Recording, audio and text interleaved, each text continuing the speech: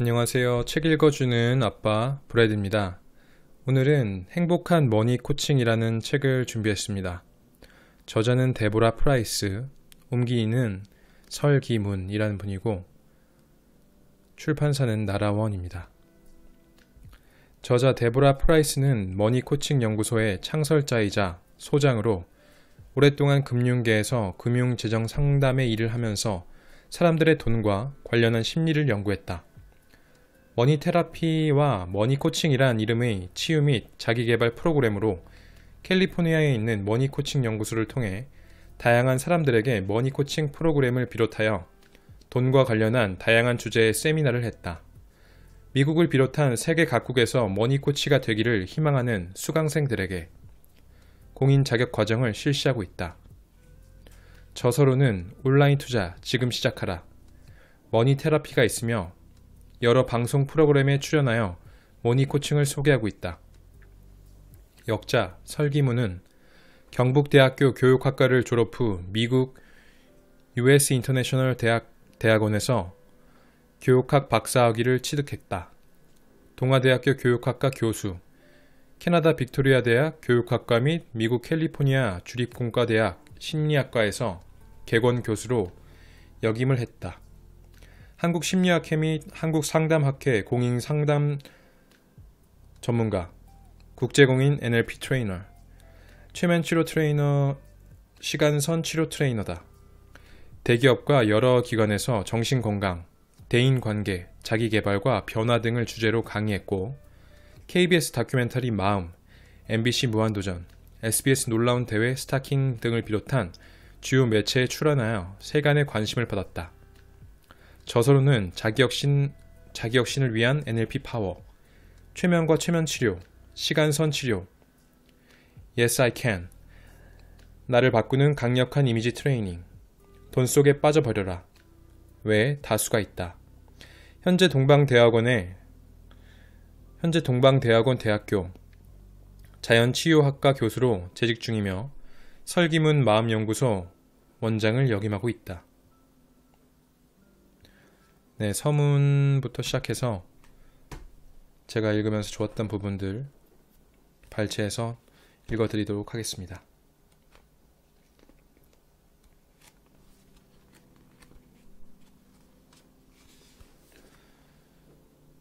서문. 인간은 자유롭게 태어나 어디서든지 속박받는다. 루소.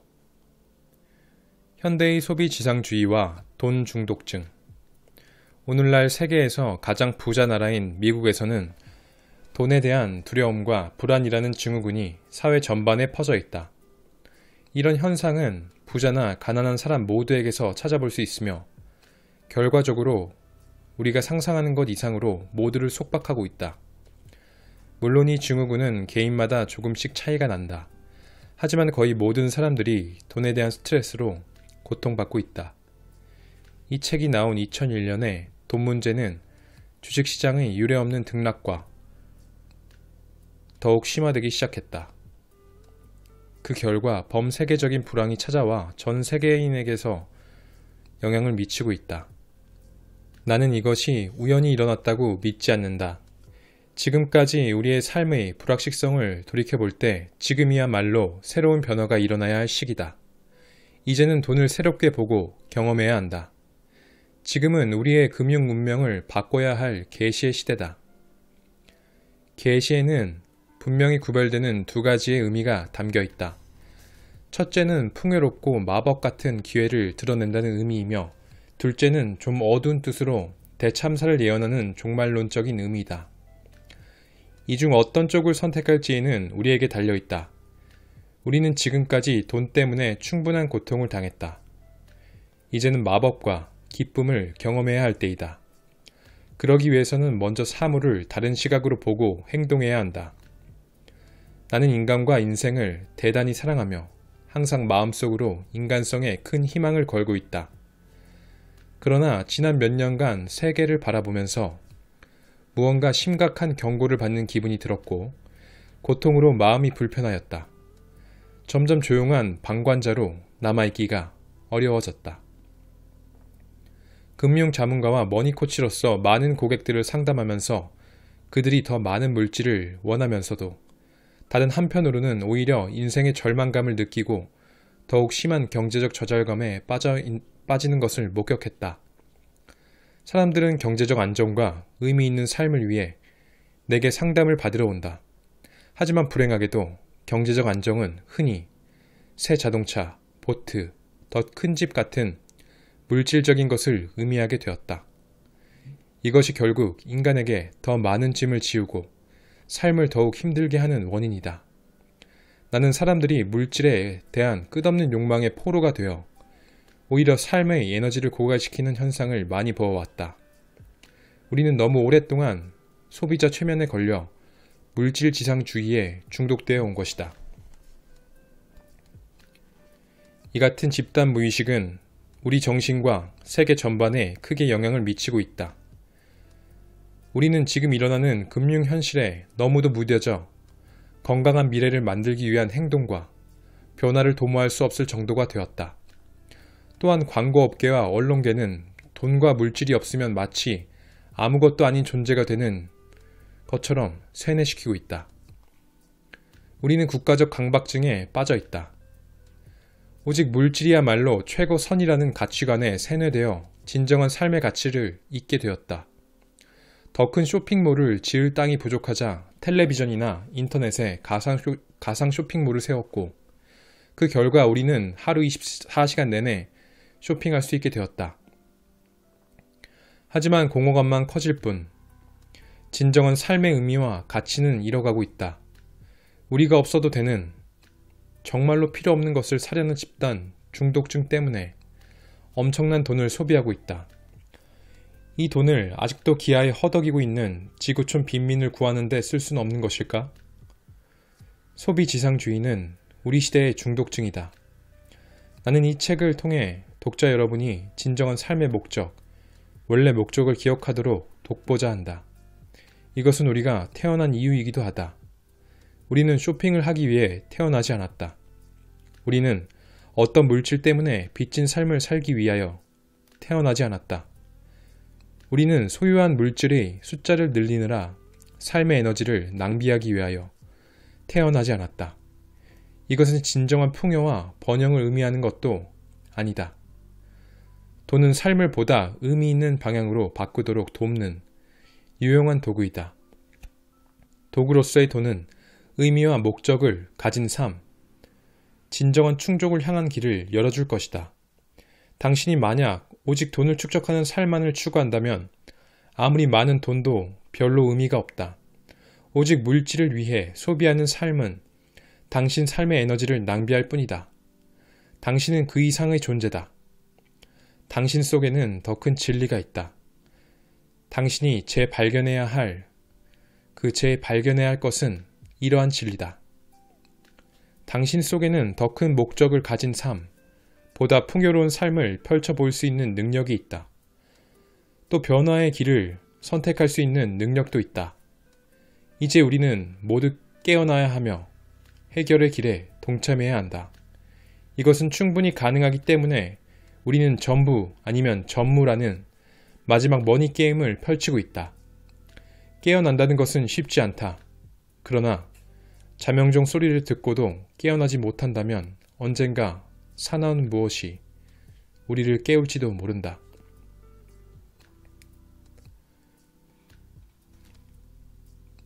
내 삶을 변화시켜준 자명종 소리, LA 지진. 지난 1994년 내가 살던 세상이 무너져 내린 적이 있다. 그해 1월 17일 캘리포니아주 최대 도시 LA 근교 노스리지에서 엄청나게 큰 지진이 발생해 LA를 강타했다. 노스리지에서 발생한 지진은 6.8도의 강진이었고 58명이 사망했으며 1,500명이 부상으로 병원에 입원하였다고 합니다. 그리고 8만 개에서 12만 5천 개에 이르는 건물과 구조물이 붕괴되었거나 파손되었다고 합니다. 나는 지진을 예감하고 전날 건축가 친구를 불러 대지진이 와도 우리 아파트가 안전할지 점검해달라고 부탁했다. 그 친구는 쓸데없는 걱정을 한다고 웃으면서 안전진단을 해주었다. 건물이 매우 튼튼해 웬만한 지진도 잘 견딜 거라고 말했다. 그날 밤 새벽 4시쯤 그 유명한 노스리지 지진이 우리를 덮쳤다. 나는 이미 깨어 있었다. 지진은 마치 폭탄처럼 한 방에 우리를 습격했다. 나는 칠흑 같은 어둠과 대혼란 속에서 하나뿐인 어린 딸 안젤리카를 데려오려고 건너방으로 달려갔다. 몇 분 후에 지진이 또 한 번 찾아왔다. 순간 벽이 갈라지고 무너지는 소리가 들렸다. 나는 남편과 함께 3층짜리 아파트에서 빨리 벗어나려고 했지만 현관문은 잠겨 있었다. 칠흑 같은 어둠 속에서 여기저기 전기 불꽃이 일어나면서 불똥이 튀었다. 가스가 새어나와 방 안 가득히 냄새가 퍼졌다. 나는 두 손과 두 발로 바닥을 기며 어둠을 뚫고 미친 듯이 현관문 열쇠를 찾아 나갔다. 유리 조각과 파편 사이를 더듬어 헤맬 때 내 마음은 두려움으로 떨렸다. 이것이 내 인생의 끝이란 말인가? 우린 살아남을 수 있을까? 열쇠는 어디서도 찾을 수 없었다. 하지만 나는 아직 죽을 준비가 되어 있지 않았다. 순간 딸 생각이 났고 얼른 출구를 찾아야겠다고 마음먹었다. 그때 파편 더미 위에는 반짝이는 열쇠 꾸러미를 발견했다. 열쇠는 원래 올려놓았던 식탁에서 좋게 60m쯤 떨어진 곳에 있었다. 나는 열쇠를 갖고 기어서 현관으로 되돌아가 문을 따고 계단을 타고 이웃집으로 뛰어내려가기 시작했다. 우리는 이웃 주민과 함께 아이들을 차에 싣고 달렸다. 세계 최고 부촌 중 하나인 몬테나 애비뉴는 전쟁터나 다름없어 보였다. 하늘에는 불길한 푸른빛이 감돌았고 신호등과 가로등은 모두 파괴되었다. 조심스레 길을 따라가다가 도착한 곳은 이웃집 친구 부모님 댁이었다. 그곳에서 우리는 일생에서 가장 춥고 어두운 밤을 보냈다. 거실에 아무렇게나 쭈그리고 앉아 울면서 아침이 오기를 기다렸다. 동이 트면 세상이 어떻게 변했을지 보게 될 것이라 생각했다. 지진이 난 3일 후 우리 가족은 새로운 삶을 찾기 위해 LA를 떠났다. 나는 아파트와 사업을 모두 다 폐기 처분했다. 건질 것이라곤 아무것도 없었다. 나는 살던 아파트로 다시 돌아가지 않았다. 어디로 가는지 모른 채 어떻게 모든 삶을 뒤로하고 떠날 수 있었는지 친구들과 가족들은 지금도 이해하지 못하겠다고 한다. 나는 아무것도 몰라도 상관없었다. 돌이켜보면 지진은 이제 그만 잠에서 깨어나라 라고 울린 경종이었다. 지금까지 살아온 삶에서 벗어나 내게 예정된 삶을 찾으라고 나를 흔들어 깨운 경종이었던 것이다. 사실 지난 몇 년 동안 내가 제자리에 있지 않다는 메시지와 경고를 여러 번 받았다. 나는 복잡한 도시 생활에 만족하지 못하고 있었다. 공해, 고통, 교통, 범죄 등이 지겨웠고 소박한 생활을 동경했다. 딸이 태어나자 도시를 벗어나고 싶은 갈망은 더욱 커졌다. 이제 지진까지 났으니 더 이상 집도 직장도 없었다. 이제 신의 뜻에 따를 때가 왔다고 생각했다. 다만 우리 가족이 LA를 떠날 때 북쪽으로 가야 하며 자신을 신뢰해야 한다는 것만 알고 있었다. 나머지는 때가 되면 스스로 알게 될 거라는 생각이 들었다. 한참이 지나 돌아보니 지진은 내게 커다란 축복이었다. 물론 당시에는 너무 무서운 경험이었다. 그로 인해 집과 직장도 잃었고 그 외에도 더 많은 것을 잃었고 소위 여진도 겪었다. 하지만 정말 소중한 것은 잃지 않았다. 이제 그때 고통은 쥐고 있는 것을 놓아버리는 법을 배우는 긴 여정이었음을 안다. 더 많은 것을 놓아버리자 진정 필요한 것들이 채워질 가슴의 여유가 생겼다. 또 내 삶의 목적에 맞는 인생을 꾸려나가기가 훨씬 쉬워졌다. 지금 나는 자연과 고요가 감싸주는 한적한 시골에 살고 있다. 이 고요 속에서 내 마음 역시 맑게 가라앉아 어린 시절 이후 처음으로 마음속에 울리는 소리를 들을 수 있으니 얼마나 좋은가. 나는 이제 산산조각 났던 것도 언젠가 다시 합쳐진다는 사실을 깨달았다. 삶은 거대한 모자이크와 같다. 시간을 두고 한 발 물러나 바라보면 모든 조각들이 완벽하고 아름답게 그리고 조화롭게 맞아들어가는 모습을 보게 된다. 이 원리는 당신에게도 적용될 것이다.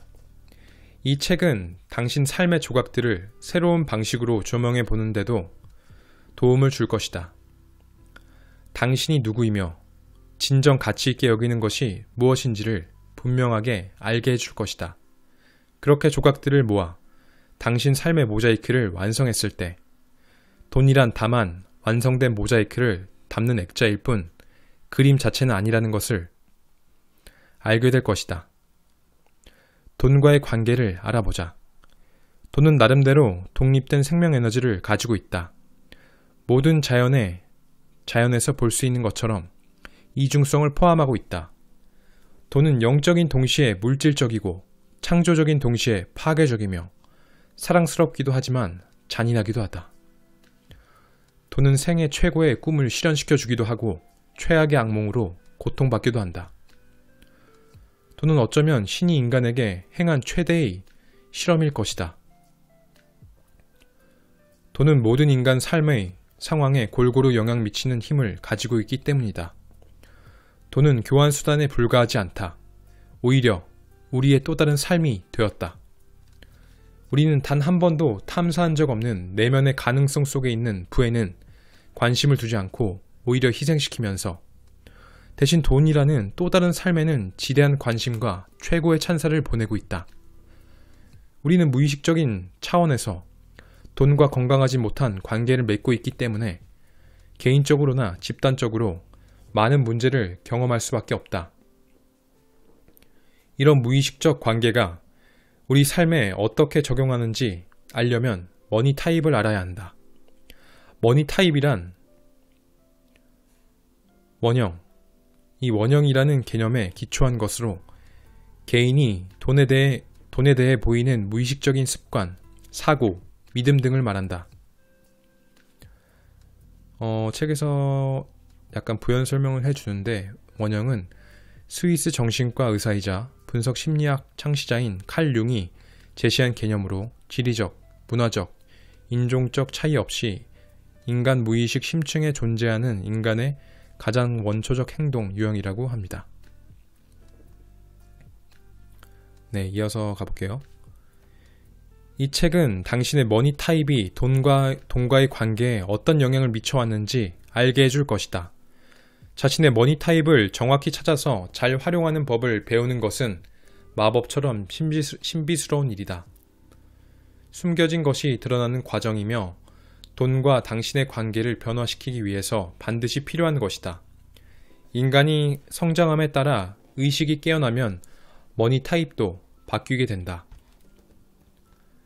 한 단계에서 다른 단계로 이동하게 되는데 이러한 변화는 인생 여정에 꼭 필요한 과정이다. 우리는 궁극적으로 머니 머지션, 원래 마법사란 뜻이지만 이 책에서는 궁극적으로 돈과 관련하여 가장 높은 의식 수준을 가진 사람을 일컫는 말로 씁니다. 이 머니 머지션이라는 깨달음을 경험할 수 있어야 한다. 우리는 자기를 존중함으로써 자기 영혼을 존중한다는 사실을 이해해야 한다.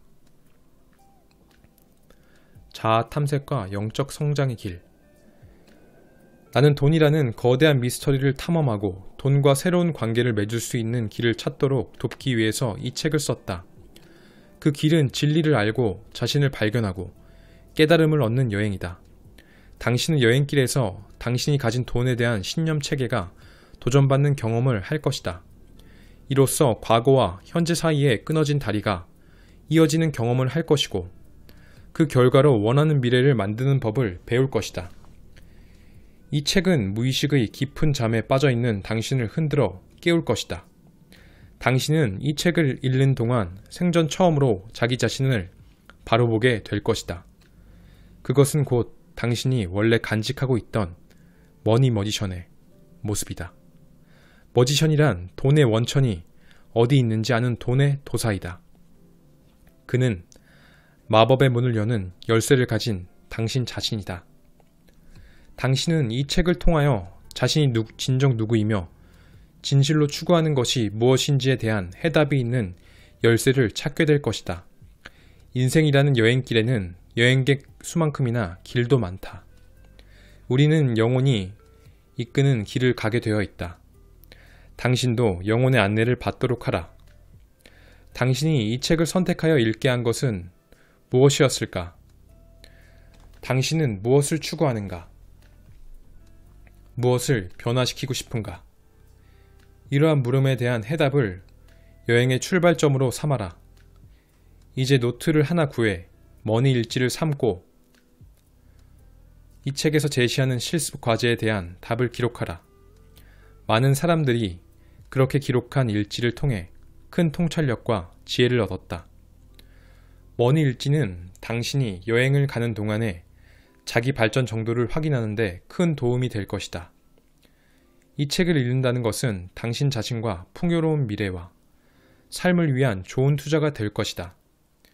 이왕이면 끝까지 읽기를 바란다. 실습 과제도 빠뜨리지 말고 읽고 답하고 실습 사항을 실천해 보라. 급한 마음으로 내용을 건너뛰거나 너무 빨리 읽어 제대로 이해하지도 못한 채 넘어가지 않기를 바란다. 지름길을 택하고 싶은 유혹에 넘어가지 말란 뜻이다. 쉬운 길만을 따라가면 나중에 불필요하게 우회해야 할 수도 있고 성공의 걸림돌이 될 수도 있다. 자, 이제 즐겁게 여행을 떠나자. 당신의 목적지가 어디든지 간에 마음의 소리와 영혼의 안내를 받는다면 반드시 길을 찾아 목적지에 이르게 될 것이다. 네, 서문만 이렇게 읽었는데 시간이 엄청 많이 지나가서 오늘은 일단 서문까지만 읽기로 하고 다음에 시간이 되면 2편을 한번 찍어보도록 하겠습니다. 정말 책에는 좋은 내용들이 많은데요. 서문에서 얘기했듯이 내 머니 머지션으로 가는 길과 내가 또 어떤 머니 타입을 가지고 있는지, 그리고 돈에 대한 역사에 대해서 굉장히 알기 쉽게 간단하게 자세하게 알려주고 있습니다. 책은 지금 알아보니까 절판된 상태고 좀 보기가 쉽지 않으실 거예요. 저는 어찌어찌해서 구해서 읽게 됐는데 다음에 시간이 되면 2편을 한번 찍어보도록 하겠습니다. 들어주셔서 감사하고요. 모두들 행복한 하루 보내시길 바라겠습니다.